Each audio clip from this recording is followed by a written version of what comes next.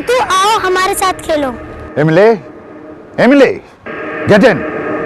तुम इसके साथ नहीं खेल सकती। क्यों?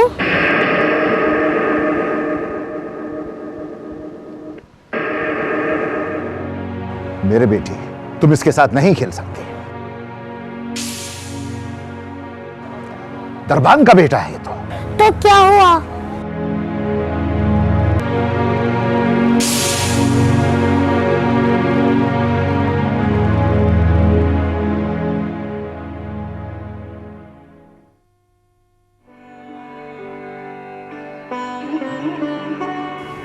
जीतू, जीतू बेटा, बाहर आना तो। कहिए। इन्हें ऊपर जनरल साहब के यहाँ दे आओ, जाओ। इतनी सारी चिट्ठियां और अखबार एक साथ कैसे ले जा सकूंगा? देखिए, अब आप छोटे बच्चे नहीं रहे, अब आप बड़े बच्चे हो गए हैं। और फिर एक कागज ही तो है, इसमें है कुछ चिट्ठियां और हैं कुछ अखबार। अब आप इन्हें ऊपर दे के आइए, जाइए।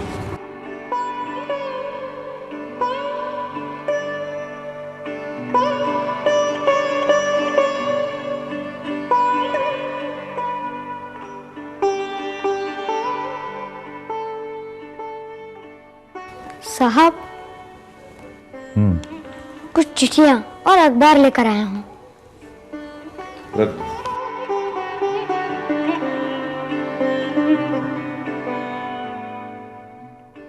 सुनो, या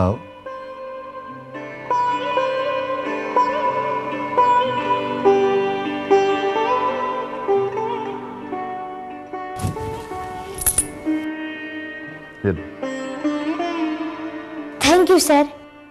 इन्हें मैं मिठाई खरीदने में खर्च नहीं करूंगा, बल्कि इन्हीं से मैं अपने बनाए हुए चित्रों में रंग भरने के लिए रंग खरीदूंगा। ठीक है।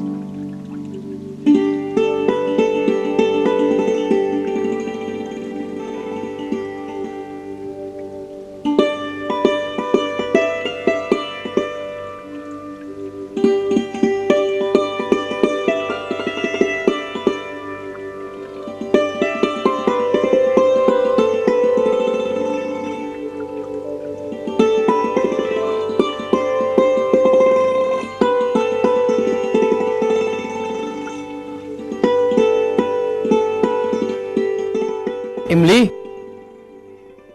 इमली,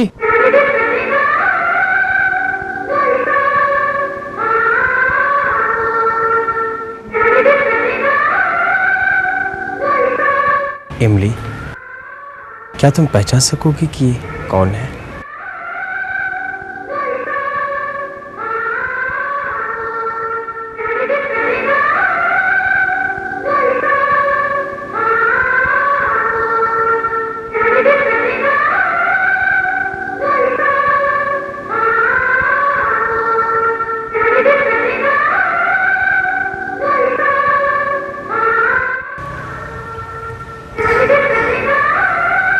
हाँ, मैं इसे पहचानती हूँ।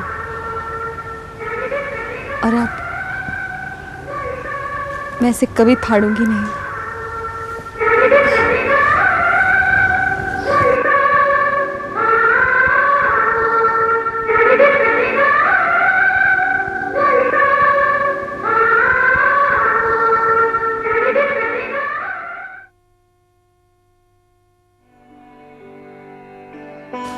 हाँ? अरे वाह, ये तो तुम्हारी तस्वीर है। जीतू ने बनाई? हाँ, सच में। लेकिन हम लोग इज्जतदार लोग हैं और हमें ये नहीं भूलना चाहिए कि हमें शहर के बड़े लोगों में शुमार किया जाता है और हमें शहर के बड़े लोगों से ही मेल जोल रखना चाहिए। तुम्हारे बाप ने इतने तमगे हासिल किए हैं, उन तमगों के बारे में तो सोचो। और उन्हीं तमगों को देखकर तो तुम प्रभावित हुई थी। और फिर मैंने तुम्हारे सामने शादी का प्रस्ताव रखा। सच पूछो तो मैं अपनी जवानी का वो किस्सा भूलता ही नहीं। ओफो, कितनी बार आप वो किस्सा सुना चुके हैं कि आपके अधीनस्थ कर्मचारियों ने देशद्रोहियों को गिरफ्तार कर लिया और हाँ, ठीक कह रही हो तुम। वैसे मैंने किसी युद्ध में कभी हिस्सा लिया ही नहीं। मेरे रिटायरमेंट के बाद जब देश में युद्ध हुआ तो उस वक्त मैं विदेश में था, राजदूत बनकर।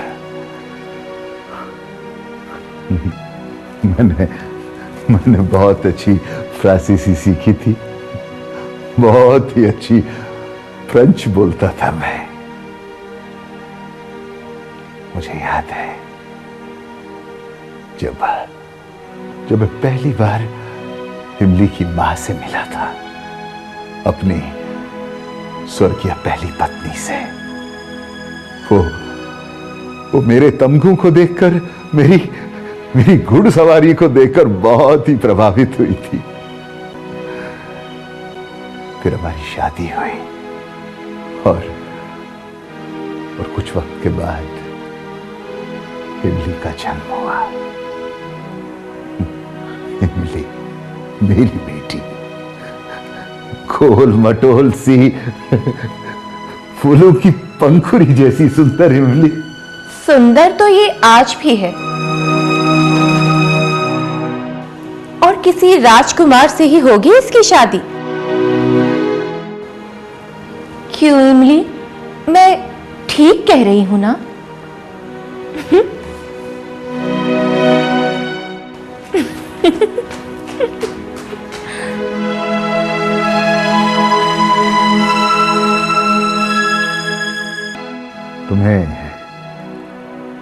तुम्हें इमली से इस तरह बात नहीं करनी चाहिए थी। मैंने ऐसा क्या कह दिया? फिर लड़की है वो, थोड़ा बहुत कसाव तो रखना चाहिए ना। ये बहुत ठीक नहीं है उस दरबान के बेटे से मेलजोल। आपको मेरी बात इसलिए बुरी लग रही है क्योंकि मैं उसकी सौतेली मां हूं।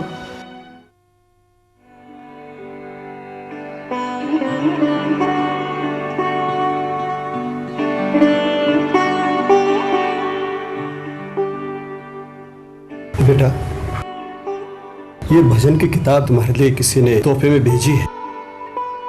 उसका नाम नहीं जानना चाहोगे? अच्छा, किसने दी है? बताती हूँ, उसी लड़की ने जिसकी तस्वीर तुम बनाकर बेहद खुश हुआ करते थे और उसकी तस्वीरें उसे भेंट में दिया करते थे। अच्छा, इमली ने भेजी है? हाँ।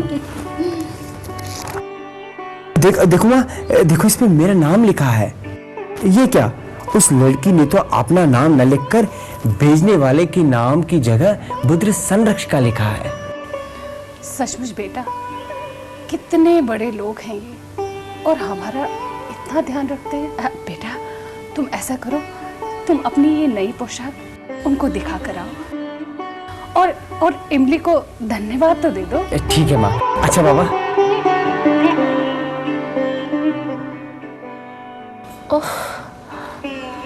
आओ, कहो क्या काम है?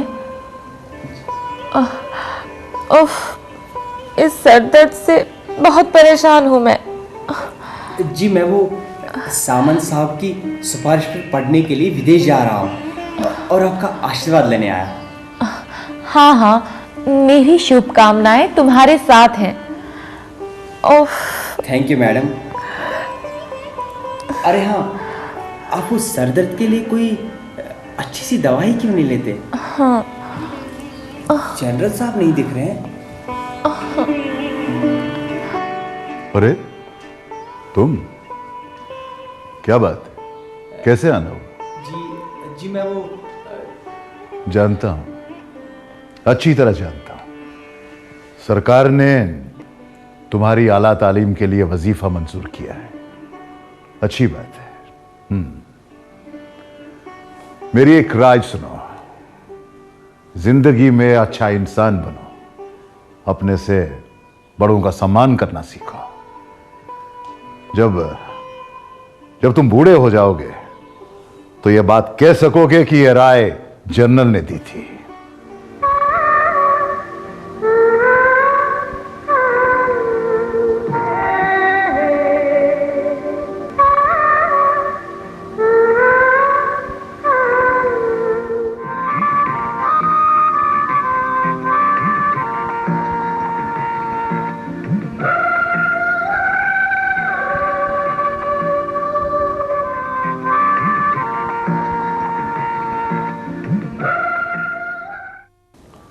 हाँ तो तुम विदेश जा रहे हो, ठीक है, जाओ, मेरा आशीर्वाद तुम्हारे साथ है।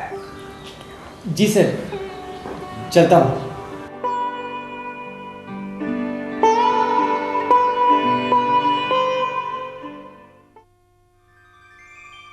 अपने जीतू को ऊंची शिक्षा प्राप्त करने के लिए विदेश जाना पड़ेगा, हम सबको छोड़कर, अपने घर को छोड़कर, हमसे दूर, बहुत दूर।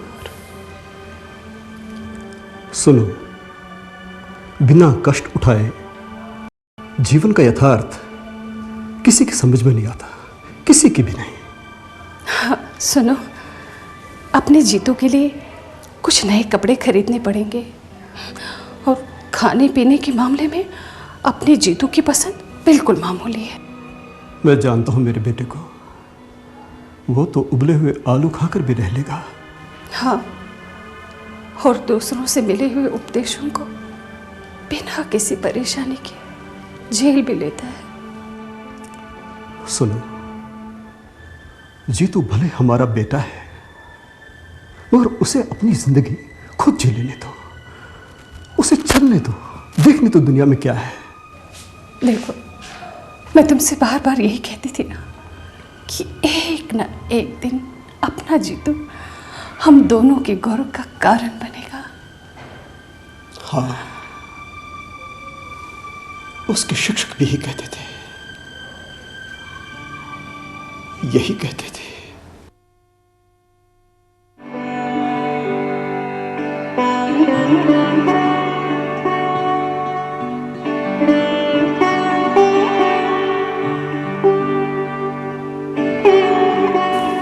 सावंत, देखो, इन तस्वीरों में मेरी प्यारी बेटी को देखो।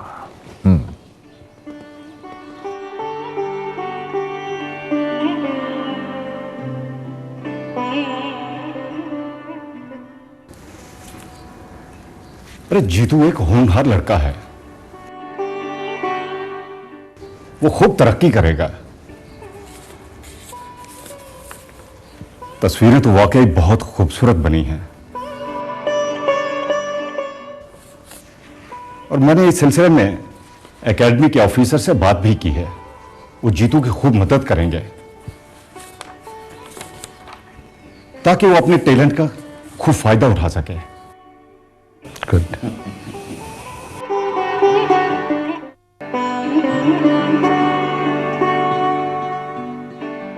ये तो बहुत अच्छा हुआ कि उस बूढ़े सामंत ने अपने जीतू की सिफारिश अकादमी के बड़े बड़े प्रोफेसरों और अधिकारियों से की। सामंत कितने दयावान और स्पष्टवादी हैं। देखो ना, धनवान इतने हैं कि उन्हें रुपए पैसे का बिल्कुल भी घमंड नहीं, और ये अपने जनरल साहब और उनकी पत्नी अपनी ही शान में ऐंठे रहते हैं। अरे ये सब तो छोड़ो, ये सोचो कि अपने बेटे को पहले ही साल में चांदी का पदक मिला। इसका मतलब ये हुआ कि अपना जीतू पढ़ाई में अच्छा है, और क्यों ना हो, है तो प्रतिभाशाली। और इधर इमली बिल्कुल ठीक हो गई है। मैं सोच रहा था वास्तुशास्त्र की ऊंची पढ़ाई के लिए क्यों ना जीतू को हम रोम भेज दें। लेकिन क्या फायदा, मैं अपने बेटे को बिल्कुल नहीं देख पाऊंगी।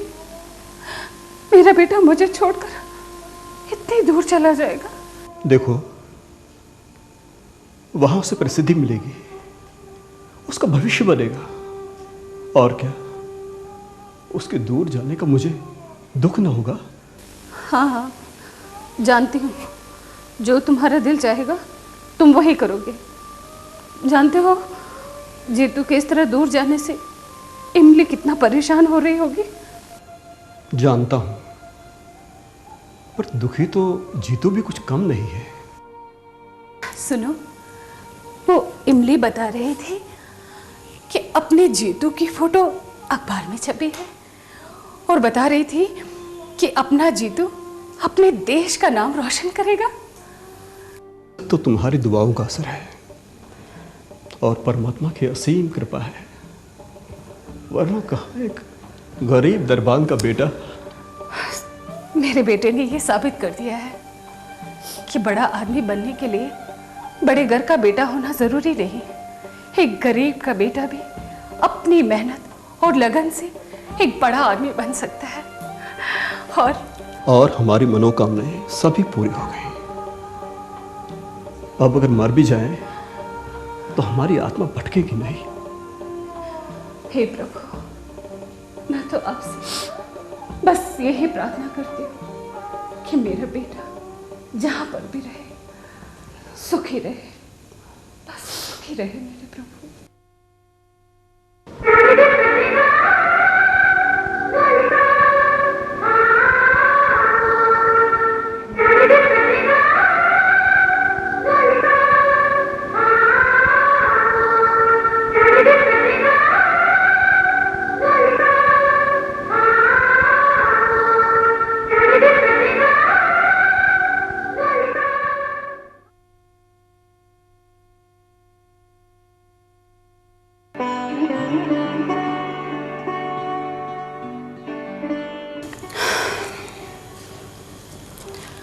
मुझे तो बहुत चिंता हो रही है, वो उसके पास नहीं रह पाएगी। इतने दिनों से इमली की तबीयत दिन ब दिन खराब होती जा रही है। उसे देखने के लिए रोज डॉक्टर आ रहे हैं। चिंता मत करो, हमारे बेटे ने इमली के लिए चित्र बनाकर भेजे हैं। अब हमारा बेटा एक बहुत बड़ा आर्किटेक्ट बना है। उसने रूस के जार के महल क्रेमलिन की तस्वीर बनाकर भेजी है। उसने एक धनी के घर का इतना सुंदर चित्र बनाया है, और उसमें हर खिड़की के नीचे ये विवरण लिखा है कि इमली इस कमरे में सोती है, इस कमरे में अपनी सहेलियों से मिलती है, और जाने क्या क्या। और इतना ही नहीं, जनरल साहब ने जीतू के बनाए चित्र खुद देखे हैं।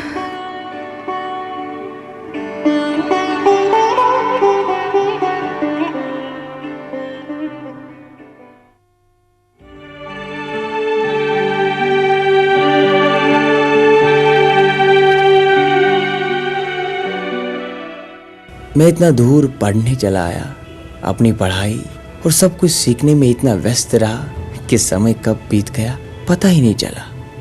माता पिता चले गए। माँ ने आखिरी पत्र में लिखा था, तुम्हारे विदेश जाने के बाद हम अकेले पड़ गए, लेकिन इमली घर वालों से चोरी छुपे मिलने आया करती है।